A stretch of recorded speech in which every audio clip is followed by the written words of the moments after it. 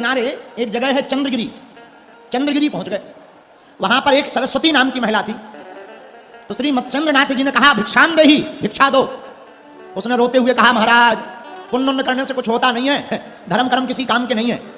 तो श्री मत्स्येंद्रनाथ जी बोले क्यों, ऐसा क्यों कह रही? बोले महाराज 12 साल से पुण्य कर रहे, एक भी बेटा नहीं है, निसंतान दंपति हैं हम, संतान नहीं है।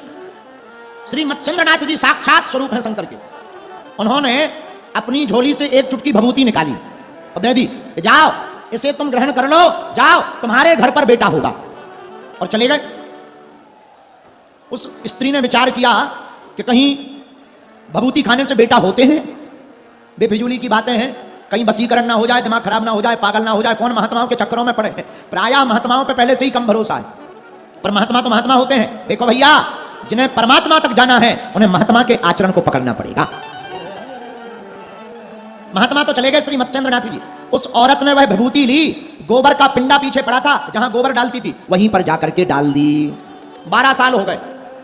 12 वर्ष बाद घूमते फिरते जब श्री मत्स्येंद्रनाथ उसी गांव में फिर आए, चंद्रगिरी क्षेत्र में, सरस्वती नाम की जो स्त्री थी उसके घर के बाहर आवाज लगाई भिक्षाम देही। तो वो माता जी फिर आ गई। महात्मा ने पूछा श्री मत्स्येंद्रनाथ जी ने क्या हुआ, बेटा हो गया?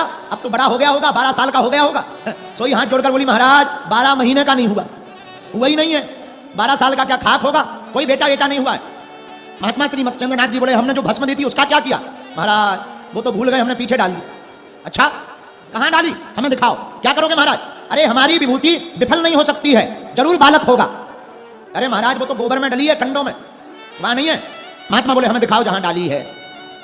और फिर क्या, जैसे ही जाकर श्री मत्स्येंद्रनाथ ने देखा एक गाय वहीं पर खड़ी है और अपने आप दूध की धार उसके थनों से बह रही है। तुरंत श्री मत्स्येंद्रनाथ जी समझ गए और तुरंत चिघार करके बोले ए गोरखनाथ, और देखते ही देखते 12 साल का बालक गोबर के बीच से प्रकट हो गया। वही गुरु गोरखनाथ बनकर के प्रकट हो गए, वही गुरु गोरखनाथ बने। भगवान गुरु गोरखनाथ का प्रादुर्भाव हो गया। वही गुरु गोरखनाथ ने तपस्या गोरखपुर में की, इसलिए उत्तर प्रदेश के इस जिले को उनके ही नाम पर, गुरु गोरखनाथ के नाम पर गोरखपुर नाम से जाना जाता है। मेरे पागलो याद रखना, जिसका गुरु बलवान होता है चेला पहलवान होता है। कौन पहलवान होता है, जरा बोलिए हो भैया, कौन पहलवान होता है? चेला। जिसका गुरु बलवान होता है उसका चेला। इसीलिए गुरुमुखी हो जाओ, गुरु के चरणों से जुड़ जाओ।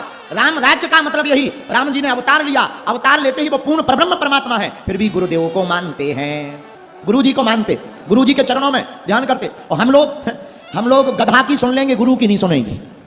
हम लोग गधा की मान लेते हैं, गुरु की नहीं मानते। हाँ पूछो कैसे? एक बार एक घटना